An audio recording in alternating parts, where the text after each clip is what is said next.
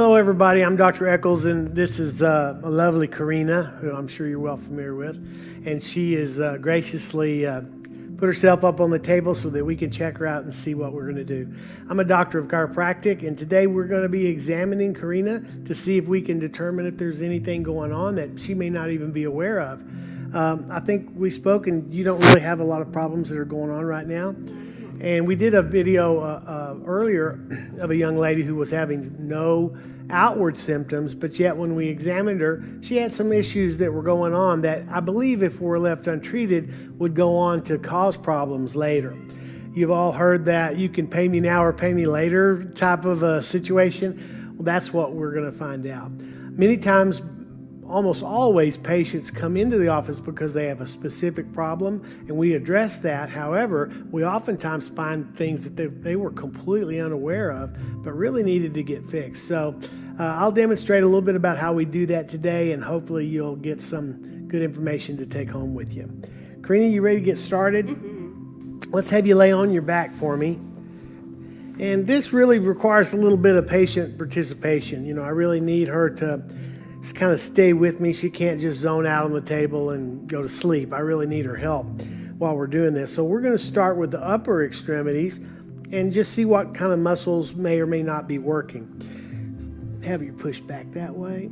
Very good. And she's got a real good, strong muscle there. And we're not really looking so much for strength, but just that muscle has a good lock involved there.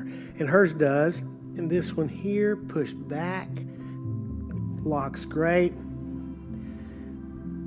Push down. There we go. Push down. There we go. Turn this way. Push across the body. Very good.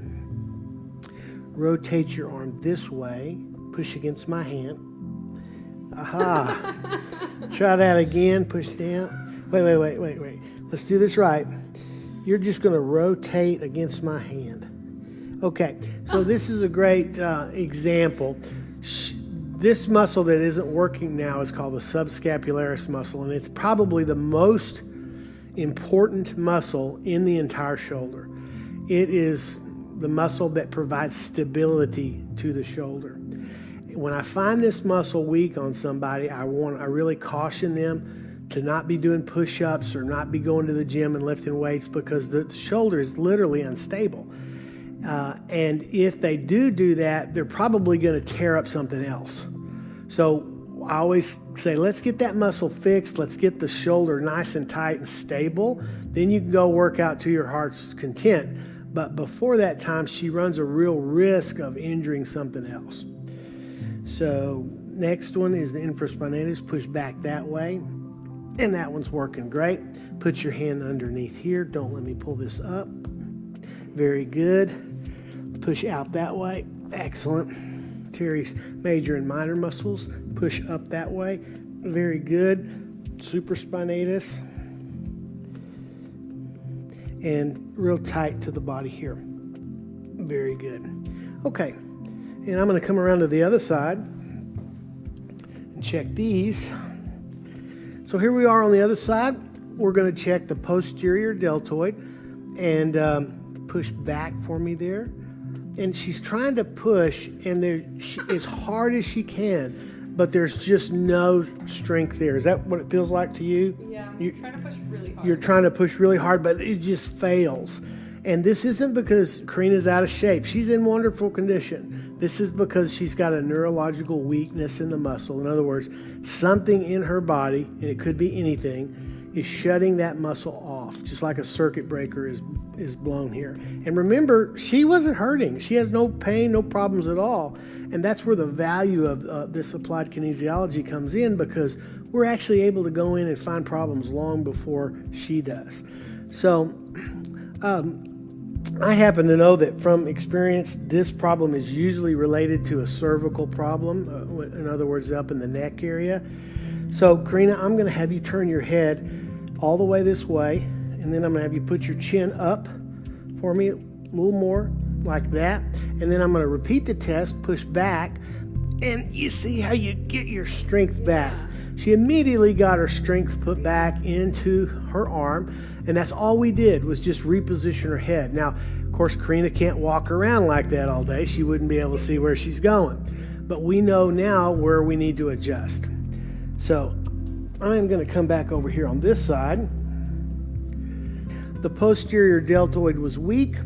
We had to reposition her head into this position. It caused it to strengthen. I happen to know that this muscle is supplied by the 5th cervical nerve here, which is about right here in her neck area. And this vertebra needs to be moved in a very specific way, in a very specific direction. That's why it's probably not a good idea to let anybody start messing with your neck who's not trained to do so. But we're going to just gently make a little correction here.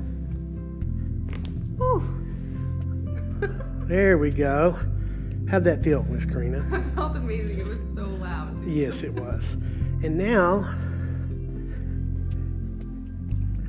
we'll come back over there to this side and we'll recheck the muscle, push, and now she's got perfect strength in that muscle. That feel a lot stronger to you now? It felt totally different. So this is just a really great, simple illustration of how we access the body to find problems. We start with a weak muscle, then we let the muscle kind of show us where the different problems are. I don't really even rely on much where the patient tells me the problem is, because it could be anywhere.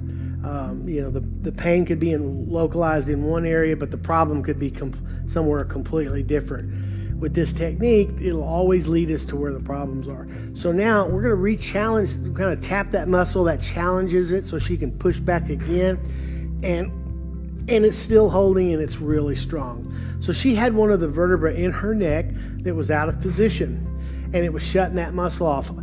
All right. So what we did, we found this weak muscle that was here, and we kind of let that muscle show us where the different problems are in her body. In this case, it was coming from the 5th cervical nerve in her neck was being pinched.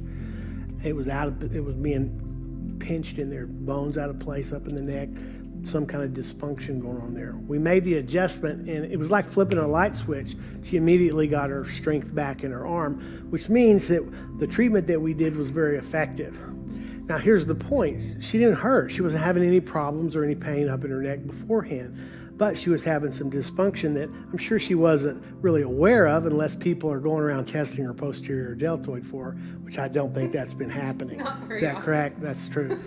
So if she would have left that vertebra out of position over years or months or years, there would have been some arthritic changes that start to take place. Degeneration, DJD, degenerative joint disease, would have started taking place. And eventually it would have turned symptomatic. And then you would have started complaining that you can't turn your head so much, or it kind of hurts in the mornings when you get up, or you could start having pain radiating down in your arms or numbness in your hands. These are real common problems that we have. And now it's about 80% broken when you start getting these kind of symptoms. So wouldn't it be great if there was tests just like the one that we're doing where we can find these problems when they're 10%, 20% broken instead of 80% broken? And that's what we just did. So I really love this applied kinesiology for this. This technique is wonderful for this. Now, she also had another muscle that wasn't working, and it was the subscapularis muscle. And I explained that this muscle is probably the most important muscle in the shoulder. And I wanted to retest it again. Rotate your arm down. And it's just really not working that great. So we are going to work on that muscle. Open your eyes for me. Close your eyes. Good. I don't see this muscle all that often. So one of the points that is out on her is right. I always like to test for it. Don't forget to push. Right there. It's tender. And it's tender. And then she's not going to like this, but we're going to kind of get under her armpit right here and go to right where the subscapularis muscle is. It's usually pretty tender. It's very tender. Yeah. And I'm not very squeamish about putting my hands in people's armpits because that's the way I have to do it to fix them.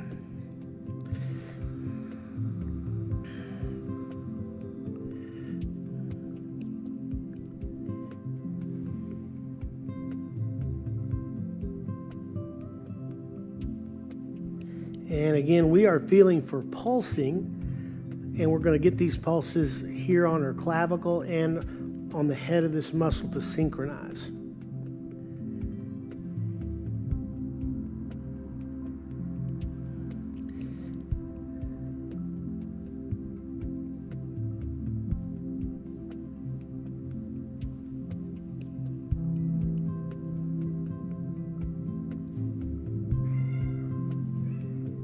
Okay, let's check it. Did that lighten up a little bit? Yeah, it did. Okay, well, let's just keep going. Push. Okay, so we kind of got off cheap today. Apparently that was really the only thing that was needed to be done with that. So we will take her out of that file and we'll recheck the muscle now. And now push down for me. And there, it's much, much stronger. Yeah, do you feel stronger now? Totally different. So it's interesting to note that sometimes these problems, there can be a lot of layers of problems, kind of like onions. You know, you could have several vertebrae that are out of place. You could have an organ that's affecting this muscle. She could even have emotional trauma that could be affecting this. But in this particular case, there was only, I believe, one point that really needed to be stimulated, and I really needed to get on that muscle itself. And once I did that, it kind of tripped the circuit breaker. The muscle went right back to function again. I should say reset the circuit breaker instead of tripped it, because it was tripped. But now it's much better. And using applied kinesiology, we can actually find these weak muscles. And believe me, I get patients that have sometimes 10, 12 muscles that aren't even working properly. And we just take them one at a time. And remember, the muscle isn't the problem. It's showing us that there is a problem somewhere else, but it leads us right to them. So I hope this has been of some benefit to you. Be proactive. If I would suggest that maybe you do a search for applied kinesiologists in your area and see if that doesn't turn up something that you can utilize to be proactive and try to get some of these problems taken care of before they take care of you. So hope this has been helpful. This is Dr. Jeff Echols. We look forward to seeing you next time. Bye-bye.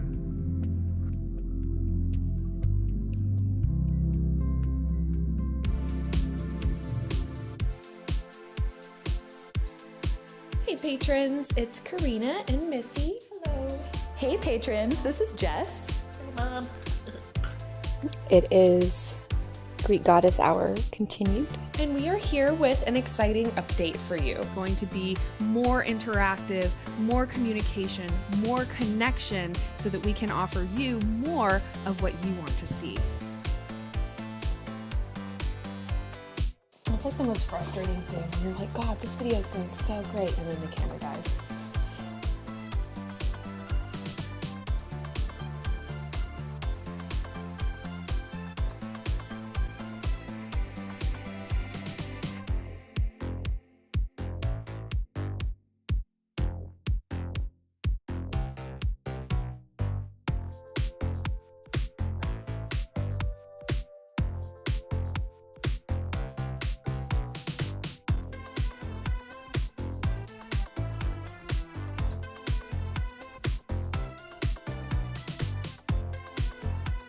All right, patrons, so I just want to show you all the perspective here. All right, so you're sitting.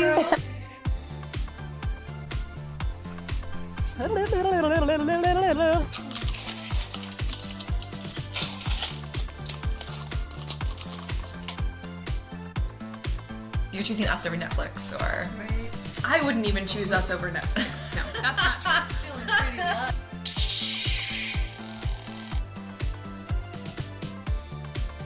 And what we want to do is become more connected with you. So thank you so much.